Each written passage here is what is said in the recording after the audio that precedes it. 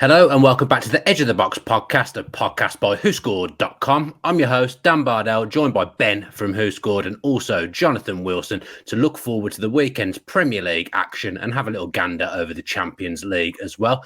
In fact, Ben, that is where we're going to start. We've got a team of the group stage that WhoScored have compiled using their algorithm. Who is in it? Yeah, so it's the best 11 of players to have featured in 4 of the 6 group stage games. In goal is Simon Mignolet. He only conceded 4 goals across the 6 games, all of those coming in that 4-0 defeat to Porto, whereas no goalkeeper made more saves than him with 30. Trent Alexander-Arnold is in at right back. He was solid both on and off the ball as he made 11 key passes and 16 tackles. Ruben Dias is the only Manchester City representative at centre-back. He had the best pass success rate of 96.5% of those to make more than one start, and he made more passes per game than any other centre-back with 91.8. He is joined by Alessandro Bastoni. He registered 2 assists and made 6 key passes, which is the same as Raheem Sterling, Richarlison and Timo Werner. Rounding off the defence is Alejandro Grimaldo, that he was directly involved in 4 of Benfica's 16 goals, scoring 2 and ranked 5th for tackles. Our player of the group stage is none other than a certain Lionel Messi, as no player made more key passes than him, and he was directly involved in 8 of PSG's goals as he scored 4. In the midfield, Joshua Kimmich as only 2 players made more assists as he got 3 in the end. Federico Valverde joins Kimmich in the middle of the park as he, like Messi, made 15 key passes, and Leroy Sané completes the midfield as he scored 4 goals to help maintain a decent start to the season. Up front, Mehdi Taremi of FC Porto was directly involved in 7 of their 12 goals, scoring 5 as only Mbappe and Salah scored more. And Mbappe rounds off the team as he was directly involved in more goals than any other player, while only Vinicius Jr. completed more dribbles. Interesting. A couple of surprises in there, Jonathan. I don't know. I think I saw you pull a face when Trent Alexander-Arnold's name was read out. The Champions League has kind of been a decent respite for Trent from the Premier League in some ways. Yeah, I guess what that shows is it's really easy to rack up big numbers when you play the Rangers twice. It does help, I'm imagining. I'm slightly surprised there's not more Benfica players in there because they've been the team I've really enjoyed watching in the group stage. But yeah, I mean, as I was saying last week, Champions League is different to the Premier League in that I tend to see 4 games a week and see the goals rather than watching the highlights. So yeah, same. I wouldn't be playing Lionel Messi on the right of the midfield 4, put it that way. But apart from that, Ruben Dias as well. I don't feel like I've seen much of Ruben Dias this season in the Premier League. Like you say, every time I've watched Man City, I feel like Ruben Dias has either not played or been on the bench. But then it's kind of took me by surprise that he's played 4 out of the 6 Champions League games, Jonathan. Yeah, I mean, I guess they kept those 2 clean sheets in a row, didn't they? 2-0 draws. Did he play in both of those? I don't know. I mean, those are the sort of games I just haven't seen, so I don't know. Yeah, but yeah, more generally, I think you're right that I think he was City's outstanding defender last season, and possibly has been a bit quieter this time around. But yeah, I don't know how many games he played this season. It feels like he's missed quite a lot. It doesn't feel like many. I've watched Man City a fair bit, and I don't remember seeing him. No Napoli players in that team, Ben. No, which was quite surprising. I'm guessing their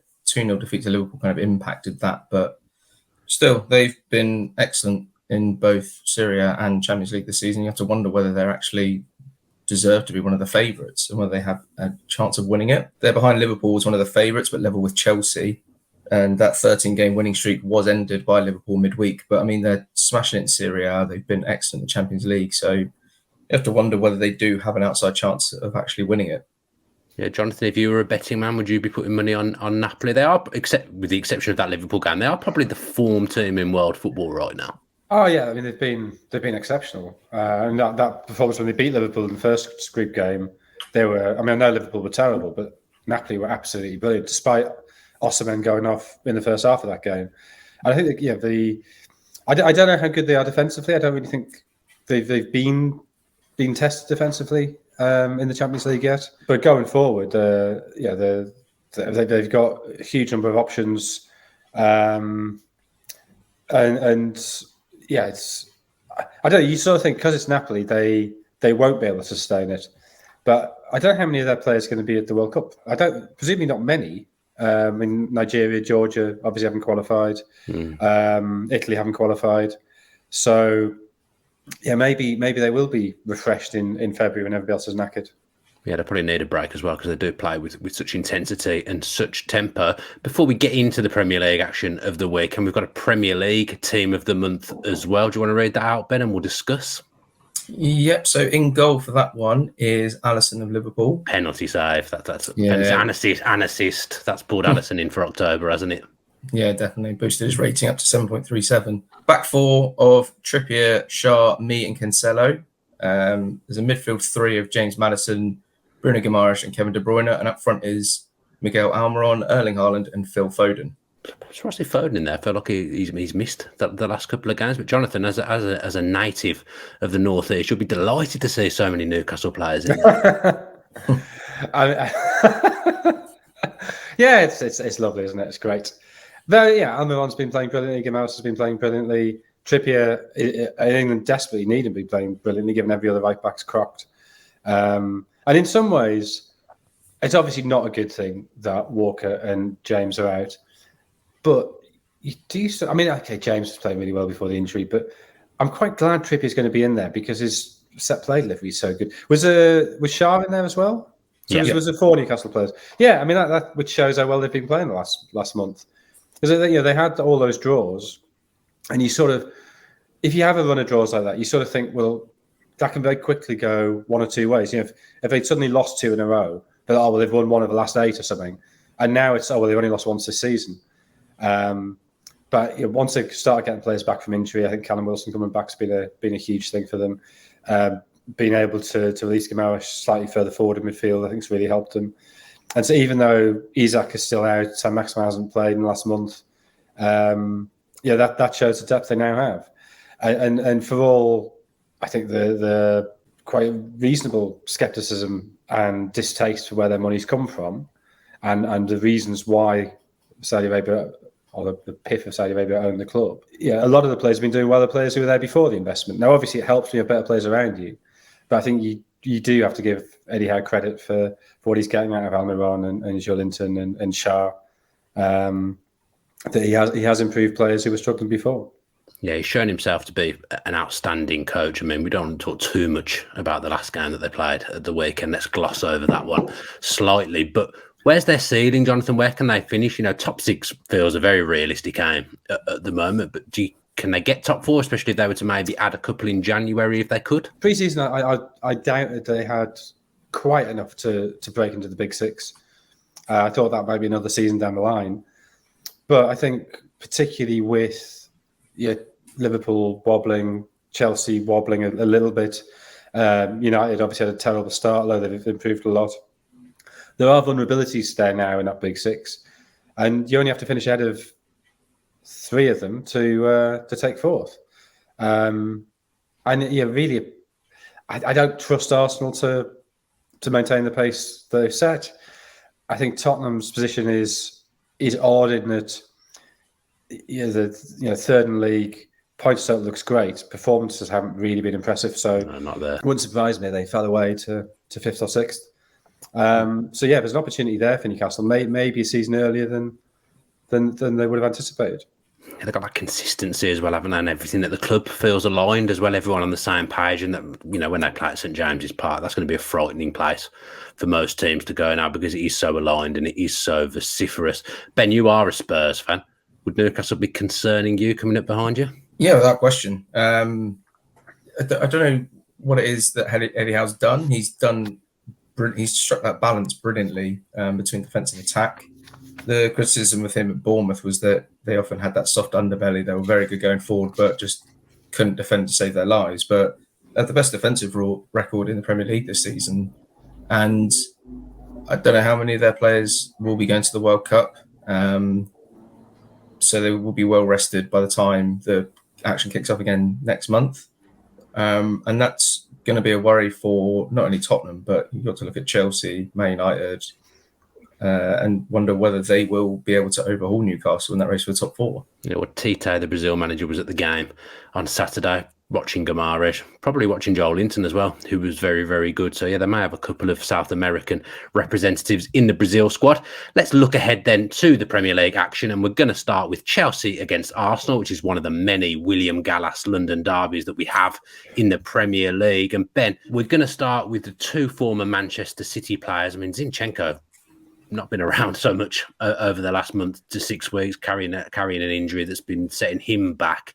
Jesus playing well, in the games, but the goals have somewhat dried up, which I'm surprised at, especially the way Arsenal are playing. Yeah, he kind of thought that he would get back among the goals in the Forest game. He had 7 shots in that one, so wasn't fond of trying, but did get 2 assists. So he's still linking up really well with that attack. He has had 21 shots since his last goal. Wouldn't call it a dry spell yet, but obviously Jesus does go through these fits and spurts, as he showed with City. I mean, he scored 8 goals last season for them, but 4 of those came in a very comfortable win against Watford. It's not really reason for concern because he does a lot more off the ball. Look at Martinelli, Saka and Ødegaard have all benefited immeasurably since he's joined. Yeah, wouldn't be concerned yet, but one to keep an eye on, I think. Squad size, Jonathan, I'm assuming is one of the reasons you think Arsenal can't maintain their current charge toward the title and being in the title race. But a surprise package at the weekend was Reece Nelson. Eyebrows probably raised when he came on for Saka, who went off with an injury. We hope he's okay for the World Cup. But then probably someone who fans wouldn't have expected to be a big part of the Arsenal squad, Reece Nelson. I know it's only Forest, but he comes on and scores 2 and suddenly looks very, very lively. Oh yeah, and the fact he got those 2 goals almost straight away means that if he does start this game, you're not going into it thinking, "Oh, Reece Nelson, I didn't realise he still played for them." You're thinking, "Oh, he's in good form. He scored 2 last week. His confidence should be high. He can slot straight in." I mean, I'm not sure we're absolutely certain Saka's out, are we? There seems to be a bit of doubt as to whether he may be able to play in this game. But on the Jesus point, I think I was looking at this for I was looking at Martinelli stats, and I was slightly surprised that Martinelli his goal involvements are lower than Saka's now. Whereas the talk sort of a month ago was how Saka started the season a bit slowly. Well, if that front 3 are all scoring goals, they're all setting goals up, I don't really think it matters who's scoring them. So Saka didn't get any first few weeks of the season. That's fine. Jesus isn't getting them now. Well, that's fine as long as Saka and Martinelli are still contributing, which they are. So I think to obsess about centre forward scoring goals, obviously sometimes it is relevant. But I think as long as the team is still scoring goals, it wouldn't trouble me too much. That said, I think the reason that Jesus is a very good player and a great player is that his finishing has never been consistent. And that's what I mean, there's all that story, 2018 World Cup, that he said he didn't want to be Brazil's number 9. He didn't want the pressure of being number 9, having to score the goals. I don't know if that was partly having seen what happened with Fredji in 2014 and the way he was sort of scapegoated. I think playing as a centre forward and seeing with Neymar in it must be very, very difficult. But I know he didn't play the last 2 friendlies, but I think he had sort of adopted that number 9 role. He had taken it on, and maybe that is a sign of growing maturity. And maybe he's still young. His finishing may still come in the way it did for Salah. Yeah, I think you've got a valid point in that there is goals at the moment across the team. Xhaka's been chipping in with goals. Martinelli's on good form in front of goal, and Saka has had a good month in front of goal as well. So there has been goals elsewhere, but at some point, I think Arsenal have bought him to be that main goal scorer. He's going to have to go on some kind of run. And on the subject of Arsenal and sustainability, Jonathan, fullbacks. Do you think that's sustainable for the season? At the moment, Ben White's playing right back, and I'm not sure what Tomiyasu's done to get ahead of Kieran Tierney at left back, but he's done something because he's there every week. Is that kind of selection sustainable through the season for Arsenal? I mean, their fullbacks are not as attacking as most top sides, and that means I think there's probably less physical toll on the fullbacks. They don't need to get forward as much. They do get forward. I mean, Ben White's been involved in a couple of goals. In the first goal against Spurs was his run to set a party, wasn't it? Yeah. You look at, say, Chelsea, where there is a huge demand on the fullbacks, and I think there is a big problem there. Arsenal, I'm not so concerned by that. It is interesting, Tomiyasu, who I thought was almost entirely right-footed, or certainly right-foot dominant, and I think pretty much through his career he's played either right side of centre-back or right-back. But he's suddenly playing on the left is interesting. I don't know what's happening with Tierney there. I don't know if Tierney's annoyed by that. But the broader fact is they've got 4 fullbacks, all of whom are pretty good. And if 3 of them are capable of playing on the left and 2 on the right, well, that's good covering in both positions. And unless Tierney is sort of really kicking off and furious about this, which was nothing to suggest that is the case, I don't think it's anything particularly to worry about. I wonder if it's anything to do with Xhaka's kind of new hybrid role, the fact that you have a more defensive left back, which Tomiyasu obviously is compared to Tierney, so that when Xhaka's going forward, you've got someone who can invert and come inside and kind of cover off that position when Xhaka's getting in the box. I wonder if it's something to do with that. Tierney's more of an overlapper, isn't it? And also Martinelli, I think, offers less defensive protection on the left than Saka offers on the right. The fact Saka has played as a wing back, he probably does shuttle back a bit more. So yeah, maybe it is just a simple matter of balance. I mean, you think back to the Forest side of that won the European Cup, and they had a very attacking right back in Viv Anderson, and they balanced that with a much more defensive player at left back in Frank Clark or then Frank Gray, and that then allowed Robertson to play effectively as a playmaker on the left. So as long as you've got that internal balance, I think people get too hung up on symmetry in football teams. I think that doesn't matter. The balance is what matters rather than necessarily being symmetrical. Yeah, I don't remember that Forest team. I'm quite young still, Jonathan. I don't remember that Forest team. I've heard of it, but not as young as you look. I'm not as young. I mean, when you're wearing this cap, it knocks 10 years off you. If you wore this cap, Jonathan, it would knock 10 years off. I look 64 in that cap. Yeah, Ben. Let's look at Chelsea a little bit. Now, I think Kepa actually might be out of this game at the weekend against Arsenal, but he has been really important to Potter. I mean, we probably didn't think at any point this season or at any point in Kepa's Chelsea career that we'd be talking about him being their MVP, but he actually has been. I don't think anyone saw that coming. I mean, Mendy picked up that injury, so it kind of forced Potter's hands, but Kepa came in and did basically everything right, which I don't think anyone could have foreseen happening. He was kind of saved usually last season for those Carabao Cup finals where he was great at shot stopping and then managed to blaze one over the bar against Liverpool. But it's been really surprising that he's come in, has been as good as he is, and has arguably been their most important player under Potter, which kind of leads to the next suggestion. Has his performances masked Chelsea's good start under Potter? I think Chelsea have not been playing as well as results have suggested. And I think what happened to Brighton, I'm not saying I predicted it in advance because I didn't, but in retrospect, you could sort of see, maybe that was coming, that they hadn't been that impressive. And they had got away with a few. You think of the performance at Villa when Kepa made 2 or 3 absolutely outstanding saves. So yeah, I think that game at Brighton just sort of, there's little fragments of doubts, and they've all sort of coalesced now as sort of, and you think, maybe that was it 9-game unbeaten run Potter had when he took over. Maybe that was slightly misleading. That maybe they weren't quite that impressive. I mean, I think you look at the makeup of the squad, and I don't want to be too critical because I think a lot of these problems predate the takeover.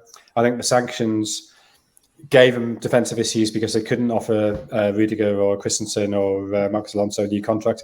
Not that I think they wanted to offer all 3 new contracts, but they just couldn't do that, which obviously hampered their preparation. And then they bring in Fofana and Koulibaly, and they're both injured. So there are sort of mitigating factors there. But you look at this game and you think, right, the big problem, especially if Saka's out, how do you stop Martinelli? Who's going to play on the right? And you think, well, if it's a right wing back, if you had Reece James, that's fine. That's not a problem. Reece James takes on Martinelli. That's a great battle. We enjoy watching that. Fine. Do you trust Azpilicueta at 33 with his pace, lack of pace, to do that job? Or do you think that space behind Azpilicueta suddenly becomes a major problem? Do you think, all right, well, maybe you can't play Azpilicueta, but you really wouldn't trust Pulisic there. Loftus-Cheek, I mean, he can do it, but he's not a natural defender. He's not a natural right wing back. So then you think, well, maybe they need to go to a back 4. And I think they've played a back 4 3 times under Potter. 2 of them, though, were sort of a hybrid system where it was sort of halfway between a back 4 and the 3-5-2. So the only time they played a back 4, a pure back 4, was that first game against Palace, where he spent the second half just bringing on runners because they were getting overrun. And I think the problem with the back 4 is Thiago Silva, who's been way, way better than I expected him to be when they signed him 2 summers ago. He is 38 and he can get exposed. I think you saw even in the back 3, he got exposed to Brighton.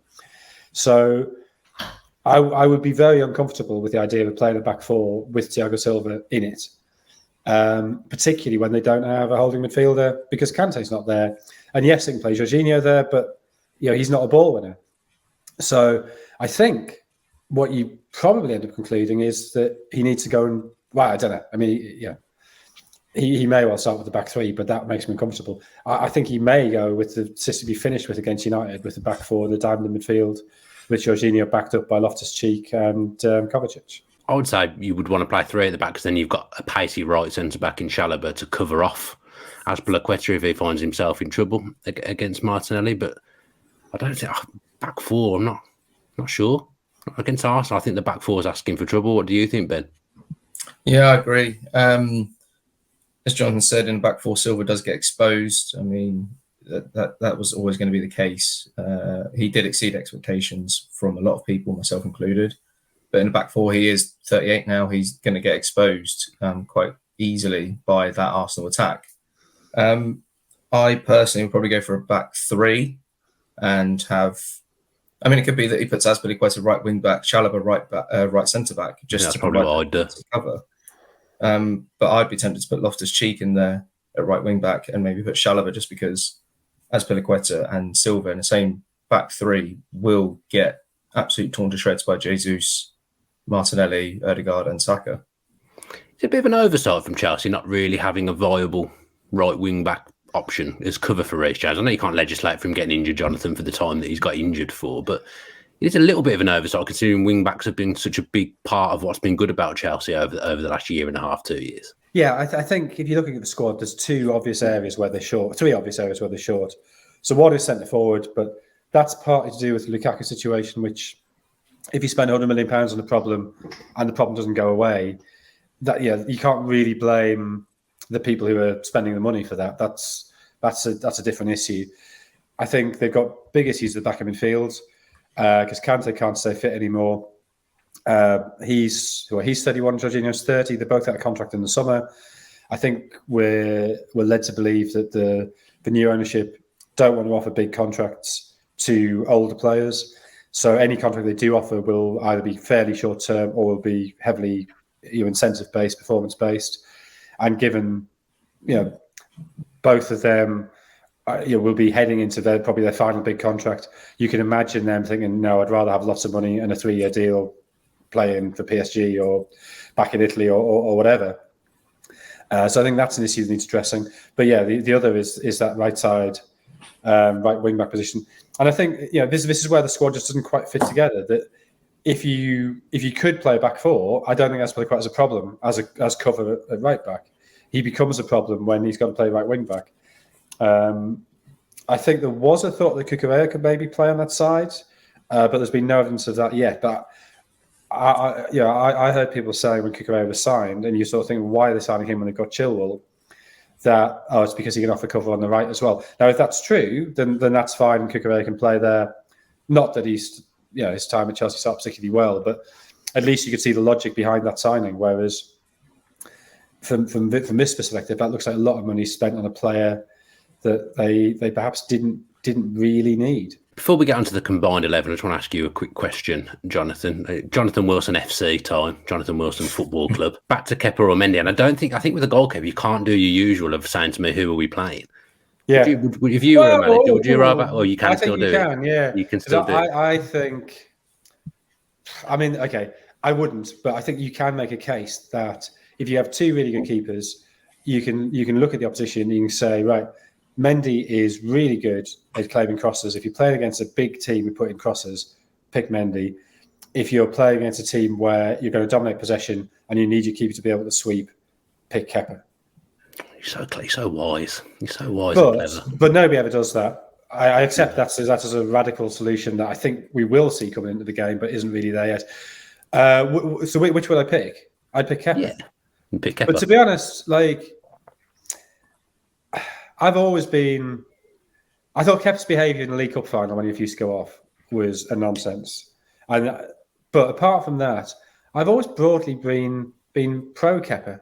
I saw him a couple of times in Bilbao for Athletic and thought he looked brilliant. I thought he looked a really, really good young keeper. I thought the fee they paid was a low large. I thought it was totally understandable. And I was really disappointed by that first season he had when he basically became a hologram and everything that went near him went through him. And I get why they brought in Mendy. Mendy started really well, but I've never thought Mendy was quite as good a keeper as Kepa. And I think Kepa towards the end of last season started to make mistakes. And I get why people are reluctant to change the keeper. I'm not saying it was a terrible decision not to give Kepa his chance, but I do think that the injury to Mendy made a decision Potter might have been better off making anyway. I think Kepa is just a better keeper, and he's now showing that. Yeah, 100 million plus for both those goalkeepers as well. So it's a hell of an outlay for two goalkeepers. One more question on Jonathan Wilson FC. Would they invert the pyramid? Yes. They would. They would invert the pyramid. There's a nice touch having it there. Thank you. Which edition is that? The latest one that you can get, I assume. Does it say 10-year anniversary edition or something on the front? Yes, it does. Okay, that is the most recent one, yeah. Let's now do the combined 11. And Ben, I like the look of your 11 here. Well, it's not your 11, it's Who Scores 11. There has been a little rule being broken, I think, but I'll let you read the 11 out anyway. It's a big rule being broken. Okay, it's a big rule. You broke a big rule, Ben. There's a massive juggernaut just smashed through the flimsy ephemera of the laws, and the laws are just shattered. Actually, yeah, you've done it twice as well. Yeah, we need Lady Hale to sort this out. Yeah, come on then, Ben. The damage has been done. Read the 11. Try and justify yourself. Yeah, I'll act like a wounded animal and I'll go on the attack from the outset. So, front three of Martinelli, Jesus, and Saka. We're going backwards. I'm going to get backwards. I'm going from you can't do that. You can't break the rule and then start with the strikers. That doesn't make what even are sense. the rules? There are no rules. He's a maverick. What's going on here? Go on then. Yeah, I thought I'd mix it up a bit just because Josh is no longer here. Winded animal, go on the attack from the outset. Martinelli, Jesus, Saka in attack, and then midfield is Xhaka, Partey, and Ødegaard. In defence, you've got Zinchenko at left back, and then it's a Chelsea 4 to finish off with Koulibaly and Silva at centre back, Reece James at right back, and Kepa in goal. I mean, you can see why they don't do that. They don't read teams out that way. Martin Tyler on Super Sunday wouldn't start with the task. Confused me. Broke the rule though of selecting injured players in your team. Ben, Jonathan, I'm assuming your 11 it doesn't have James and doesn't have Zinchenko because of the injuries. Yeah, I know. I picked a team if it was playing on Sunday, which I believe is the rule. But what was the rule? But Ben's come in and decided he doesn't care for the rules. Yeah. So the front six is the same. Kepa in goal. Then I've got White, Saliba, Gabriel, and then I think it's Tomiyasu at left back. It's a very, very Arsenal heavy team, which I think Arsenal are 10 times better than Chelsea to have 10 times as many players in, but I think it's just the way they fit together, and I think it shows that Arteta has a team that works. I think possibly when you're picking a team like this, when you have there's a very obvious Arsenal first team, whereas Chelsea mix and match a bit more. Change your 11 every game, Chelsea. Yeah, so it's a bit harder to say. Well, that three works together. But yeah, I've got Kepa and 10 Arsenal players. I'm not confused. But Ben, who scored 11? Is Saliba not getting in over the Chelsea centre backs this season in terms of rating? I knew this would be a bone to pick, but no, not the moment. Really? No, his rating. I mean, he scored an own goal in one game, but you wouldn't think that would drag him right down. Arsenal have been very good defensively, in my eyes. No, I mean he's got a rating of 6.86, which I don't decide the Who Scored algorithm. I just kind of go on what it is. But I mean, if it was a personal one, I'd have him in there. But again, just misses out, unfortunately. Was he in yours, Jonathan? I can't remember. He was in yours. Saliba, yeah. Saliba and Gabriel. Yeah. Okay, yeah. Yeah, I'm shocked by the algorithm there. I mean, I've been shocked by the algorithm before, but I think that's up there as one of the bigger shocks, to be honest, just from watching him this year. Again, I feel like I've watched Arsenal a lot this season. I'm shocked to see him not in there. With that own goal that he scored earlier on in the season, would that have hurt his rating quite a lot? Not immeasurably. I mean, he didn't get a great rating against Man United, and his rating has kind of been mid 6.5, coming up to 6.76. I mean, he's got some very good ratings in there, like against Brentford, 8.36 against Bournemouth, 8.09, obviously boosted by the goals he scored against them. Exactly, he scored a few goals as well. As I said, hasn't had a bad season. He just doesn't make it because of his rating being a bit lower than Koulibaly. I mean, I've been doing this podcast since 2020. I should probably at some point learn how the algorithm works. But yeah, that has surprised me. Something else that's been surprising me this season is how bad my predictions are. So let's do the predictions for Chelsea against Arsenal, and we'll come to our current leader, Jonathan. What do you predict the score to be? 1-1. You'll hear me say that a lot today, but 1-1. I'm still deciding mine, Ben. 2-1 to Arsenal. You're going to copy me again, aren't you? No, I'm going to go for 2-2. I'm going to go for 2-2. I've weighed it up. And yeah, I don't know why I'm going different from you two when I'm doing so badly, but yeah, I'll go for 2-2. Let's move on then to Tottenham against Liverpool, another big game this weekend. Then Tottenham fan Son looked in considerable pain in the Champions League game midweek, went off injured, World Cup in doubt. It's now being confirmed he's got to have surgery to strengthen the broken cheek around his eye. So I fear that is it for his World Cup. Yeah, it's not looking good for him anyway on the World Cup front. But also, I know there's not many games left until the World Cup break, Ben, but he's not been playing particularly well, Son. That is a big blow to Spurs at the moment, especially when they're so short. That's going to make their attack more stagnant than it already is. Yes. If Kulusevski and Richarlison are fit, it's not the worst thing in the world. No. Even when they were fit, though, Son wasn't playing very well. I mean, he's only scored in one of his 18 starts for Tottenham this season. It is, at the moment, though, not ideal with both of those out. Gives Conte a bit of a selection headache of who to choose alongside Kane. Does he stick with the 3-5-2, put Moura up there alongside him, as he did against Marseille when Son came off at Basuma? Or does he stick with the 3-4-3, move Perisic further forward, or even bring in Bryan Hill? So, fortunately for Tottenham, there's only 2 games left. Obviously, they've got Liverpool, and then I can't remember for the life of me who they finish off with next week. But it's not ideal timing just because those 2 players are out. But then this is what Conte is paid to do. He's paid to make these big decisions. And Tottenham, to their credit, did win without him against Marseille on Wednesday. Yeah, Tuesday, sorry. Yeah, that didn't look possible as well in the first half. Marseille completely outplayed Spurs. But for this game in particular, Jonathan, no, Son, against Liverpool in transition, you felt like it had probably been a really dangerous weapon. Yeah, exactly. They've got Leeds next week. It's the other game. But yeah, this game, I don't know. I mean, Liverpool aren't pressing as high as they were, so maybe that space isn't quite there. But you'd still think that Son getting a run in that space behind Alexander-Arnold is exactly the way you'd want to take Liverpool on. So I don't know. I mean, I guess there's 2 ways you can go. You can either say play the 3-4-3 and try and focus on that space behind the Liverpool fullbacks, or you add the extra midfielder and try and dominate it in there.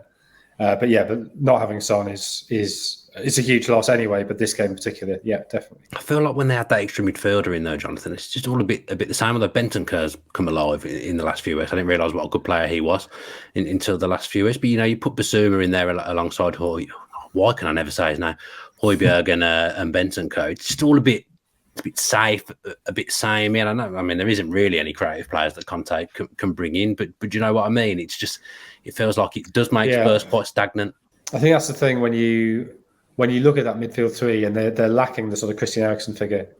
This person who can just sort of, I mean, Højbjerg, I think he surprised me how good he is at getting forward, but he's very much, arriving late, breaking into the box. He's not sort of going to produce some moment of imagination that's going to unlock a defence.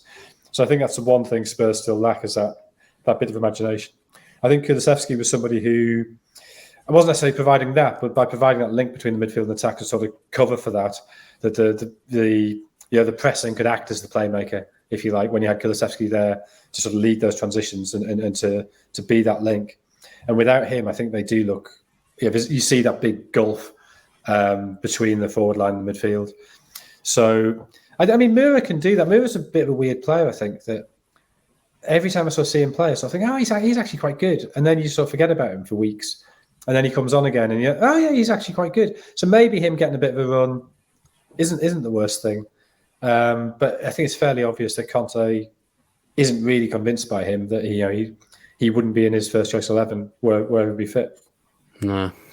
Liverpool midfield. I'll start with you, Jonathan. I mean, we talk about Spurs' midfield being stagnant. All summer, Liverpool fans were saying, we need a central midfielder, we need a central midfielder. And to be fair, they did get one in Arthur, although that felt a little bit of a panic, and he's not played at all due to injuries. But I suppose if Spurs, are going to win a midfield battle, it may well be against Liverpool, although there was Fabinho showed maybe a little bit of signs of recovery in the week. Yeah, they just, I don't know, Liverpool suddenly just look old.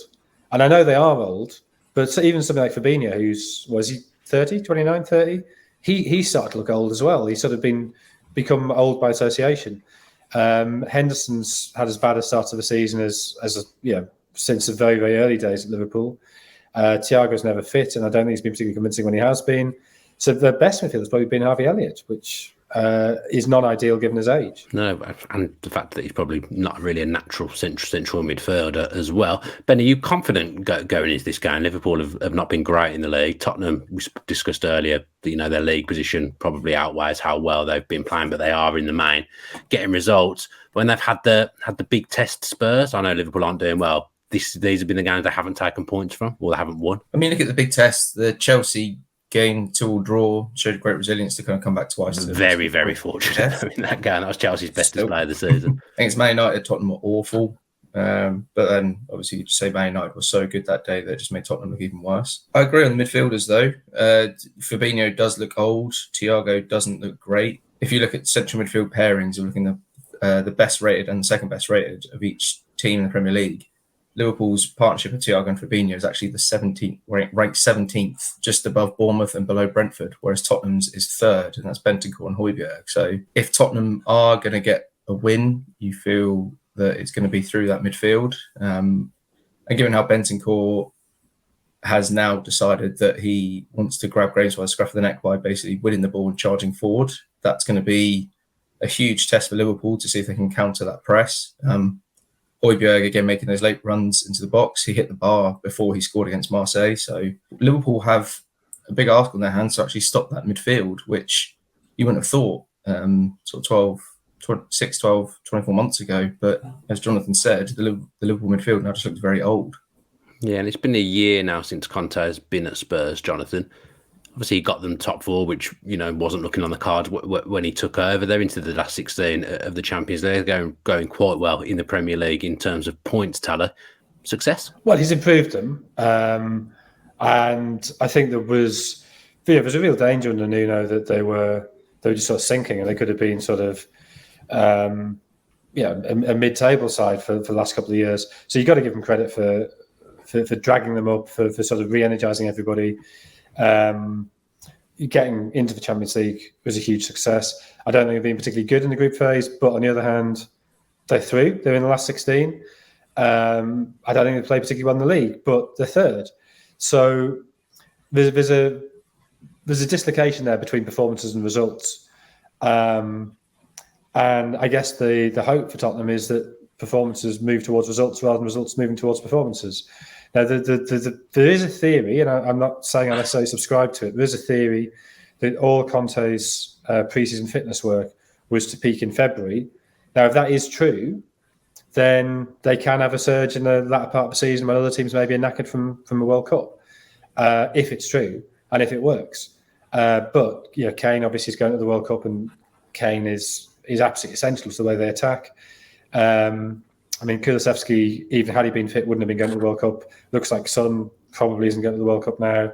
Richarlison will be there as part of the Brazil squad, if not necessarily in the team, though he may well be in the team. Bentancur will be absolutely critical to how Uruguay do. And I think Uruguay, their group is relatively straightforward. So I think they should be looking for last 16 quarterfinals. So Bentancur could come back tired. Højbjerg, isn't there. So they do have... some players will come back fit and fresh and reinvigorated. But, you can also imagine Hugo Lloris. I can imagine France having a terrible World Cup, a massive blowout. And he may come back with, sort of feeling the effects of that. So, if that plan to peak in February, if it is true he's done that, if that works, well, everything's fine. If it's not, then they could easily fall away. I think I'm a subscriber to that theory. I think I've mentioned that before about I think Spurs will come good in the second half of the season after the World Cup because of the fitness work that Conte puts in. And, talking to subscribers as well, subscribe to this podcast with your post notifications on. Absolutely seamless there. I guess the crux of this game is, and the crux of Spurs and Liverpool in the league at the moment is that, both teams aren't particularly playing well, but Spurs are third and Liverpool are mid-table, Jonathan. Yeah, I mean, whose position would you rather be in? Well, Tottenham's clearly. And even if you look at the squad, I think it's closer to being a really good squad than Liverpool's, which is a ludicrous thing to say given how close Liverpool. Because we weren't saying that at the start of the season. No one was saying that. Yeah, no, we weren't. Again, it's one of those things. In retrospect, you can see the season before last. There's a lot of people you were sort of saying, "Is this Liverpool squad getting a little bit old? Are they growing old together?" And I think we're seeing the validity of that question now, and I think there have been attempts to rectify that. But when Klopp was making his point about state-owned clubs and the fact they have no ceiling, that's what he's talking about. Liverpool have to be really careful with every penny they spend, that they can't afford a £60 million flop. And the truth is, Darwin Nunez may well be an £85 million flop. There's doubts and question marks there. And any time you take a team that's been incredibly successful, particularly when you have a forward line like that was so, there's that multiplicatory effect. Salah was a great player, but he's made better by playing alongside Firmino, who's made better by playing alongside Sadio Mane. As soon as you start to fiddle with that, and it needed fiddling with because they all turned 30 at the same time, then there's no guarantees that you're going to find the same balance and the same blend again. And I think that's been the real struggle. Ben, it's time for another rogue combined 11. Off you go. Let's start with the goalkeeper this time, please. Okay, so we've gone 4-4-2. We've included injured and suspended players. So just to get that one out there, in goal is Alisson. Right back, we've gone Trent Alexander-Arnold. There's a centre-back partnership of Eric Dyer and Virgil van Dijk. And I have cheated a bit and put Ben Davies at left back. I wouldn't say a midfield 4. It's more of a midfield 2 of Højbjerg and Bentancur, and attack line of Salah, Kane, Firmino, and Diaz. Yeah, I like the attack. I like what you've done with the attack. Obviously, Diaz shouldn't be in there if we're following normal procedure. But I like the fact got Firmino as a number 10 with the Spurs too, backing him up behind him. I like that a lot. Jonathan, what have you gone for? It was actually really difficult because none of them are playing well. So the easy bit is the midfield. I mean, I'm going to go really rogue and start in the midfield. Oh, come on, we can't have this. So I've got Alisson in goal. I've got a back three of Dyer, flanked by Van Dijk and Davies. I've got Alexander-Arnold and Robertson as the wing backs. Then Bentancur and Højbjerg with Harvey Elliott to the right, and then Salah and Kane through the middle. I'm not comfortable with it, but I mean, you could leave Elliott out and bring in Lucas Moura and go for a 3-4-3. So that was my big, because I had Son in there till Tuesday night. I felt Elliott could plan the right in a 3-4-3. No, maybe. But then that doesn't work at all because then Salah would have to be on the left. But I like him as a sort of. I thought the way he played against City was really impressive. As that sort of really hard running, filling that gap between Alexander-Arnold and Joe Gomez. I thought he was excellent doing that. So he can do the same for me in this game. Nice. Jonathan Wilson FC, they like a 3 at the back. Jonathan Wilson FC, don't they? I've noticed over the years. Maybe it's just easier to work out which centre backs are playing well in other positions. Yeah, it just seems to like a 3 at the back. Maybe it's because Chelsea obviously play with a 3 at the back, and we do a lot of Chelsea combined 11 Spurs as well. Maybe it's just that, but yeah, I've always felt that you favour a 3 at the back at Jonathan Wilson FC. Always played a 3 at the back at college. Yeah, there we go. Maybe inadvertently you do. Let's have some score predictions then. I'll go first. Loser, bottom of the league. I'm going to go for, I fear this may be the same prediction as Jonathan. I'm going to go for Tottenham 1, Liverpool 1. Yeah, 1-1. Yeah, Ben? I think Tottenham may actually do it 2-1.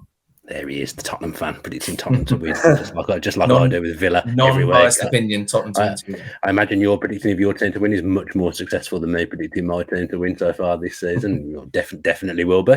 Let's move on now to the just a minute section then. Ben, you're going first, I think, Ben. You've really changed up this week. I think Jonathan normally goes first. You're going first according to the running order this week, but you are starting with Wolves v Brighton. Wolves recorded from back-to-back defeats to secure a point at Brentford last week, courtesy of Sublime Ruben Neves' equaliser after Ben Mee had put the Bees ahead. However, they remain 2 points off safety coming to Saturday's welcome of Brighton. Wolves have won only one of their 4 Premier League home league meetings with the Seagulls and lost this game last season 3-0. Costa was red carded in last week's draw in West London to add to Wolves' strikers' woes, with Sasha Kaladzic, Raul Jimenez and Pedro Neto also out. Matheus Nunes and Chiquinho also remain out, while Totti will be assessed. Brighton secured their first win under Roberto De Zerbi last time out, and you might say they were deserving winners as they smashed Chelsea 4-1. Yeah, I thought you'd like that. They haven't been particularly poor under the Italian, who was dealt a tough hand when he took over, having kicked off his time on the South Coast with meetings with Man City, Tottenham and Liverpool, and then Chelsea. A first win since smashing Leicester will boost morale as they aim to head into the World Cup break on a high. Joel Veltman missed the win over Chelsea after he came against Man City and will be assessed, while Jacob Murder is a long-term absentee. That being said, De Zerbi may in fact stick with the same 11 that beat Chelsea, and I think they'll win 2-0. So this is Brighton, Wolves Brighton, 1-1. Sorry. 1-1. I feel what's hindering me is I'm not doing my predictions before now. I'm just doing them on the fly, and that's obviously hurting me. That's a change of tactic from last year, and I'm doing a lot worse. I go for Wolves 1, Brighton 2. I predict Wolves to lose every single week, but to be fair, they're not doing very well. Jonathan, you've got Leeds v Bournemouth, the Lewis Cook derby, returning to his former team. Massive win for Leeds at Liverpool last week, which ended a run of 8 games without a win. They are still just 1 point above drop zone, though, and you suspect that were they not to win this one, there would be pressure back on Jesse Marsh. Dalton Forshaw out for them. Sinistera might be back, but he remains a doubt. Patrick Bamford hasn't scored since last December. He has been injured for a lot of that time, but I think you can see his confidence is really rocky. Having said that, I thought he played really well at Anfield, and his pass, that Somerville winner, showed that he does still have that sort of calmness and clinicalness inside the box. Bournemouth, after taking 10 points in the first 6 games of Gary O'Neill, have now suffered 3 straight defeats, albeit they actually played pretty well in all of them. Brooks, Kelly and Neto are out for them. I think that their run of defeats probably will end, but not with a victory. So I'm going to say, as I say so often, 1-1. I'm going to go for Leeds 2, Bournemouth 1. Ben? Leeds 2, Bournemouth 2. 2-2. Nice. Man City against Fulham for you, Ben. An Erling Haaland-less Manchester City and a hard-fought 1-0 win at Leicester last weekend, courtesy of a stunning second-half Kevin De Bruyne free kick. The defending champions remain 2 points after Arsenal after that victory, and having already booked their spot in the next round of the Champions League, could afford to rest key men in Wednesday's welcome of Sevilla. De Bruyne, Cancelo, Foden and Rodri are among those who did not start midweek, while Haaland wasn't fit enough for the squad, though Guardiola is hopeful the Norwegian hitman will recover from an ankle problem in time for Saturday. Even so, Guardiola can call upon Julian Alvarez in reserve, and he shot in midweek, scoring 1 and assisting 2, as City ran out 3-1 winners against Sevilla. Kyle Walker and Calvin Phillips are again absent for City. Fulham came up against inspired Jordan Pickford last time out, so held to a 0-0 draw with Everton at Craven Cottage. While disappointed they couldn't claim all the spoils, Fulham are still unbeaten 4, picking up 8 points in that run. Marco Silva will be forced into at least one change from the side that was held by the Toffees, with Bobby De Cordova re-suspended, while Manor Solomon and Levin Kazawa remain injured. And for that one, I'm going to predict Man City to win 3-1. I've done the same. 3-1 Manchester City. Jonathan? 3-0 to City. 3-0 to Manchester City. Jonathan, you've got, I think it's the tea time game the weekend, Everton against Leicester. Everton seem to be the new 5:30 team, which I'm not sure about that as a pick sky, just, they care. But I think Everton v Leicester. Everton have only won 1 of the last 5, but their defence remains good. They've only conceded 12 goals all season, which is the 4th best in the division. Their issue is scoring goals. Only Wolves and Forest have scored fewer. No sides games have involved fewer goals than Everton. Leicester, the exact opposite of that. Only Manchester City's games have involved more goals than Leicester's. They've scored 21, conceded 25. Their form has been much improved recently. They've taken 7 points in the last 3 games, up until the 1-0 defeat to City last week, when they actually played pretty well. And in those 3 games, they kept 3 clean sheets. So maybe that is beginning to be sorted out. They are still without Pereira and Bertrand, who very old men may remember playing at one point. Johnny Evans also out. Godfrey, Townsend and Mina out for Everton as their injury problems are easing. This game was 1-1 last season. Everton won 2-1 at the King Power. but I'm going to go for 1-1. 1-0 to Everton from me. Ben? Copied me as well. Everton 1-0. I copied you. This is not how you move up the league table. Not at all. Getting the same predictions as second place. Where are we? Forest v Brentford, I think, Ben? After Forest's memorable 1-0 win over Liverpool, they were brought crashing back down to earth with a 5-0 thrashing at Arsenal on Sunday. That defeat leaves them rooted to the foot of the table, but Steve Cooper had tightened Forest up at the back of late prior to their heavy loss at the Emirates, so he may well see this result as an anomaly. Summer signings Omar Richards, Musa Niakate and Harry Tofolo miss out, so too does Jack Colback, and despite that 4-0 loss, Cooper may resist wholesale changes to his 11 in order to build up consistency once more. For Brentford, the huge blow this weekend is the absence of talisman Ivan Toney. The English striker received his 5th yellow card of the season in the 1-0 draw with Wolves and is suspended, so Johan Wissa may start up front. Aaron Hickey, Thomas Strakosha and Pontus Jansson will play again until after the World Cup, but Christian Norgard and Matthias Jensen need to be checked to determine their availability. Whether the Bees will have enough without Tony to improve on a record of 1 win in 7, though, remains to be seen, and I think that will end 1-1. I'm going to go 1-0 to Forest. Jonathan? 1-1. 1-1 from you. Is that every game? No, obviously Man City wasn't 1-1, but that is every other 1-1, yeah. That is a lot of 1-1s. Maybe opening the door to myself or Ben to catch up this week. Right then, home game for Manchester United at Villa Park. It's Aston Villa against Manchester United. It's the first game for Aston Villa under Unai Emery. The post-Gerrard bounce didn't last long with a hammering at Newcastle last week. Emery probably hasn't had time really to sort things out much, but he did beat United with Villarreal in the Europa League final in 2021. Having said that, when he played them with Arsenal, he lost both times. Kamara, Augustinson and Diego Carlos are all out, and there's a doubt over Emi Martinez, who obviously will be a huge loss. United, after a terrible start of the season, much improved. 7 wins and 2 draws in the last 9. They play Sociedad tonight in the Europa League for what that's worth, which is very, very little. They only conceded 1 in the last 6. They were grateful to David De Gea having a really good game, particularly the last 20 minutes against West Ham last week. But that was a clean sheet with Harry Maguire back in the side with Varane injured. He's still out. They'll also be without Bruno Fernandes, who is suspended, and the doubts over Martial, Lindelof and Anthony. Villa won 1-0 at Old Trafford last season, was 2-2 at Villa Park, and I'm going to go 1-1 this time. I was going to go 1-1 as well, so I'll stick with that, Ben. I think Man United will win 2-1. 2-1. Sensible. Manchester United haven't lost at Villa Park since 1995. One day, I'll be able to say that. Well, no, one day that stat won't be true. I get fed up of saying it every single year when Manchester United rock up to Villa Park. Southampton, Newcastle to finish for you, Ben. Yeah, after seemingly getting their season back on track, Southampton lost at Crystal Palace last week to end a 3-game unbeaten run. Defeat at Selhurst Park means Saints have won only one of their last 8 league matches, and they've now dropped to 17th, just a point above the drop zone. Regular fullbacks Tino Livramento and Carl Walker-Peters remain out, so too does summer arrival Armel Bella-Kotchap, while Stuart Armstrong is a doubt, having come off late on against Palace. A boost for Saints, though, is that Romeo Lavia recently returned for the B team and may feature here. Eddie Howe has a number of absentees to deal with, but the big blow is the absence of key man Joe Ellington. The Brazilian suspended after receiving his 5th yellow card of the season last week's 4-0 win over Villa, with Alan St-Maximin, who returned to action in that victory, set to deputise out wide. Fabian Schär, meanwhile, will be a set after coming off late on in that one. Howe will hope to have Schär available as Newcastle look to extend their unbeaten streak to 9 games and pick up a 6th win in 7. The Magpies have won 2 of their last 3 trips to Southampton and won this game last season, and I think they'll win again 3-1. Bloody hell, Ben. I was going to go 3-1, so I'll go 3-0 to Newcastle to be different. Almir to score a curler from the right-hand side. Jonathan? Go on, have a guess. Not 1-1. 1-1. Really? Even Newcastle at Southampton? Yeah. For Southampton do get the odd scalp. I got Southampton 1, Arsenal 1, exactly right. Oh, did you? Yeah. That's why you're top of the league. That's why you get paid the big bucks. Let's finish with West Ham Crystal Palace for you, Jonathan. Yeah, West Ham I find really difficult to understand. Up to 14th. But basically every away game, they're really unlucky. But yeah, to lose at United last week, given the chance they had in the last 20 minutes, was remarkable.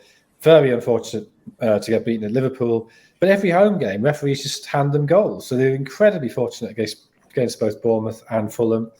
So it's really hard to get a read on them. They've got a trip to Romania to play FCSB, one of the 2 teams used to be Steaua Bucharest in Europa League tonight. I suspect that they won't take anything like a full first choice team. Fabianski and Cornet both doubts for the Palace game. Palace have doubts over Hudson Edouard and Doucouré. James McArthur's definitely out. They're a bit of a funny team to read as well because the results never seem quite as good as performances. Away from home, they've taken 3 points from 5 games, but their home form means they're 2 points above West Ham. This was 2-2 at West Ham last season. At Palace, West Ham won 3-2, but that included 2 very late Palace goals, which made it look perhaps slightly tighter than it was. But I think it's going to be tight again, so I'm saying 1-1. There's so many 1-1s this week. I've got 9 1-1s and City to win 3-0. They just can't be. If that happens, then fair play. But think about it though, right?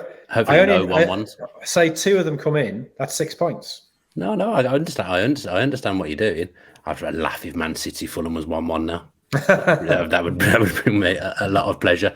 I need to do my prediction. West Ham 2, Crystal Palace 0. Ben? West Ham 2, Crystal Palace 1. I was going to go 2-0, but then you said it. You changed it. Yeah, makes sense. Go on then. Let's talk about the league table. Let's get it over and done with. Let's end on a real low note. 14 points last week. The only games I got wrong were Chelsea and Liverpool. Did you get any 1-1s? Yes. Brentford Wolves. Brentford Wolves, yeah. Fair play. Go on, Ben. Yeah.